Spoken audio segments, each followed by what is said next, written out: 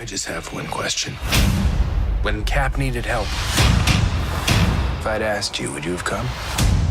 Evangeline Lilly's hot, dude. She's so hot, girl. I guess we'll never know.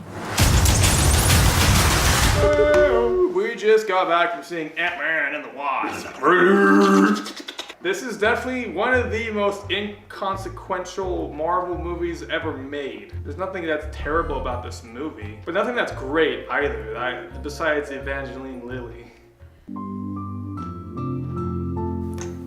When it's spoiler time, we'll let you know, okay? As per usual, you'll know, okay? Blah, blah, blah. The story is just there. There's no like development to the story, and it's kind of like thrown at you, just like it's thrown at Ant-Man in this movie. If this whole universe is like a TV show, this is the fucking filler episode. It doesn't do anything until like the last quarter of the movie. That's when they actually start throwing shit at you. Like, oh, this is what's gonna tie into everything else. But the first like 3/3 of the movie, you're just watching, you're just like, okay, it's all right. I have a bias against Paul Rudd. I don't think he's funny. I don't think he's great. All of his dialogue was either like him trying to be witty or hilarious and so fucking cute and joking, or it was just poor delivered dialogue. But every other line he delivered was them trying to make him funny and just so quirky and hilarious, and it got so tiring and boring. And within the first 10 minutes, I was already annoyed with this character because of just how they wrote him. That's not even Paul Rudd's fault. That's just the writers at that point. But that just leads into every character in this movie trying to just have one-liners every 5 fucking seconds, like Hank Pym,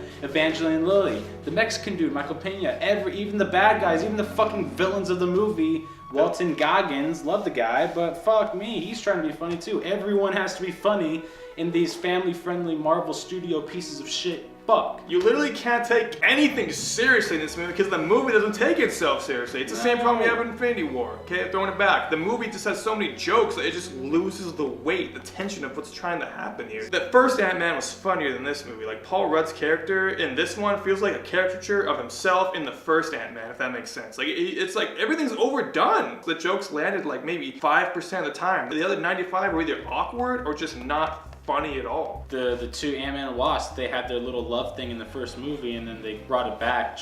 They forcefully brought They just it go back out of together nowhere. They're just They're like, oh, we won the fight. oh, yeah. It was like Jurassic World when Chris Pratt just kisses what's her face out of fucking nowhere after shooting a pterodactyl. Like it doesn't fucking fit where they put it in. What are you doing? But yeah, no character development that I saw with any of the characters. True character development, okay? Yeah, They're on yeah. screen, they talk. That's not character development. That's just yeah. people on fucking screen, you idiots. This movie doesn't fully rely on past Marvel films to make its way. It doesn't have any dumb cameos that are just completely unneeded. These fillers, oh my god, I'm the hero, let's juggle our balls, you know, like that. But at the same time, the references to Civil War and Captain America were just overbearing. One time, I'll get behind it, fine, whatever, you gotta link it, I guess, if you have to. But they did it a lot more than... Compare this to Doctor Strange. Doctor Strange wasn't held back by the universe. This movie is so held back. It was trapped between Infinity War and the aftermath of Infinity War. It couldn't do anything. They couldn't actually push the characters because it takes place before Infinity War. Like, you know what's gonna happen. In Doctor Strange, you don't know. It's it's completely detached. Ant-Man, even though there's no real cameos, you can tell they're still in the movie, you know? Like, they're like, Ant-Man, you're still part of us, still our bitch. You little big dick Ant, you can't do anything really that cool for your movies because we're setting up for the real big movies, you fucking idiot. Fuck you. The CG in this movie was pretty shit. The quantum shit, that looked nice. And I think Ghost, the villain, the antagonist, she had a really cool effect to her. And I thought that was really cool to watch and how they incorporated that with the combat. That was cool. All the CGI in the cities and the car fights, like that was shitty. It was like I was watching toy trucks and Hot Wheel action and it was fucking weird. In terms of their acting, the writing and the script was shit, but acting, performance-wise, you know, Morpheus was fine, Paul Rudd was fine. I think the worst character was probably the FBI agent. Was a generic Asian FBI character, number 7,256. He was I felt uncomfortable and just embarrassed for him. Like, honestly, I hope he watches this movie. He's like, I fucked up taking this movie. The action was pretty fucking terrible. To throw a man across a room, a movie needs at least 10 cuts, apparently, is what this film's saying. It's not that hard to choreograph a scene. I mean, you have the money, you have the time, you have the budget. But I think some of the fights, what they tried to incorporate with the size and the change up, that was interesting, but it didn't, I wish it went more. It was really cool at first, and they kind of just relied on the same kind of tactics. Going small, going big, punch, going small, punch, punch. And they threw a little cool stuff here and there, sprinkled it, but again, it should have been a lot cooler. The antagonists in the film, there's like 3 or 4 of them. It's not the antagonist just putting the protagonist to their fucking wits and grit and blood and sweat at the end of the bridge, hanging on by a fingernail. Never at any point was there any moment of tension in this movie for me. There wasn't an ultimate fight because there wasn't an ultimate antagonist. Because there wasn't an ultimate story. This is just filler, folks, and you can enjoy this movie and have fun with it, that's fine. But it's filler, and you know that deep down inside your little heart to build up, set up some more things going on in the future Marvel installments. They're shitting on Ant-Man. Let's go with the ratings here. Take it away. I'm gonna give this movie a 3 out of 10. I hated this movie and I wish Marvel would die. And honestly, all of my opinions of these movies just lead back to Disney and Marvel and the fact that it's a fucking parasite and it's ruining all the great heroes. But as far as this movie's concerned, it is trash. The writing's trash. Everything sucks. It all just sucks. There's nothing good about this movie except for the love of Ivo's life. My life. I'm gonna give this a 4.5, okay? And I'm only giving it a 1.5 over just because of Evangeline Lilly. That's it. It just exists. It's literally filler, guys. Like, just wake the fuck up. Marvel knows it can spew out Ant-Man and just have a half-assed story with barely any character development, barely anything going on until like the last 20 minutes of the movie. People will buy it and say it's the fucking greatest Marvel movie since Infinity War. It's like dog shit on the street. Just like, you're gonna see one once in a while and you're gonna accept it. You just move along. You watch it, you accept it, you see some flies on it, or ants. It's not the worst Marvel movie, but it's definitely the laziest. I'm ready for a good chunk of break from Marvel, as I hope everyone is.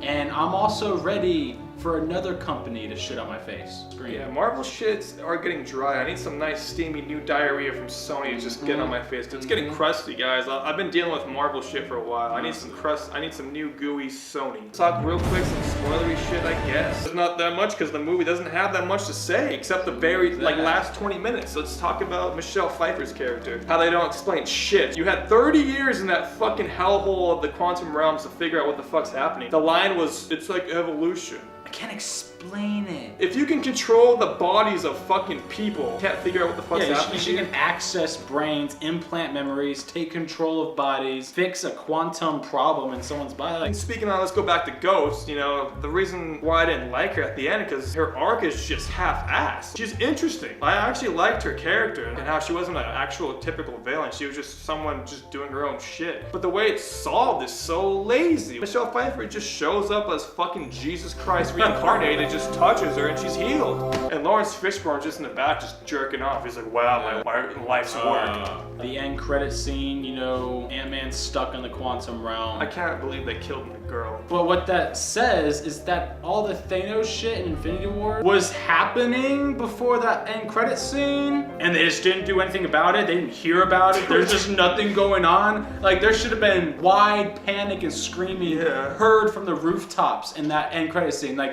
they should be like, all right, you ready to enter the quantum realm? Look at that giant shit! Look at that giant shit! But nothing, no, they were just like, all right. We're at the Foothills Mall, let's work on this fucking van. Can you hear me? They didn't see anything? Like, Paul Rudd was just hanging out with his daughter getting ice cream when the ships are flying. Like, don't worry, honey, Spider-Man's gonna save the day. What a fucking idiot. Don't worry, this movie has an ant playing a drum in it. I actually kind of liked that, even though it was pointless. It was kind of dark. Like, it's just TV, just buzzing, and there's just an ant just drumming, and the whole world's gone to shit. And this guy is just playing some Metallica. He doesn't give a fuck. But I'm guessing now Ant-Man, since he was so small, minute in the entire rest of the universe, is gonna come and like save the entire fucking day with his jar of quantum juice. And the big theory, which is most likely confirmed, is there's gonna be time travel. In the movie, Michelle Pfeiffer's like, stay away from the tar pit, stay away from the almanacs, you know, but also stay away from the time loops. Those will fuck you up. And watch those foreshadowing shadows too behind my back. Don't listen to the screams back here. Don't worry about the Thanos. The time time loop though. Don't go there. Don't go to the time. It's kindergarten fucking writing, folks, and the fact that some people see this as like deep. People are praising these writers and directors. Oh my god, they're appealing to the lowest. They're appealing to the lowest of all they're comedy. doing, they have the camera here, and then that's Kevin Feig's dick. That's what that is. Like, Sir, is this good, sir? I feel like that's like the 2-3 biggest things this movie had to offer in terms of what it was trying to do. But Evangeline Lilly's in it, so I'm gonna buy it in 4K Blu-ray. Please hate this movie with us, okay? Fuck me. We're out of here. There's nothing else to say. I hate this movie. I hate cinema now. Fuck everybody. Bye. There's ants everywhere! Battlefields of War, faggot. That's good.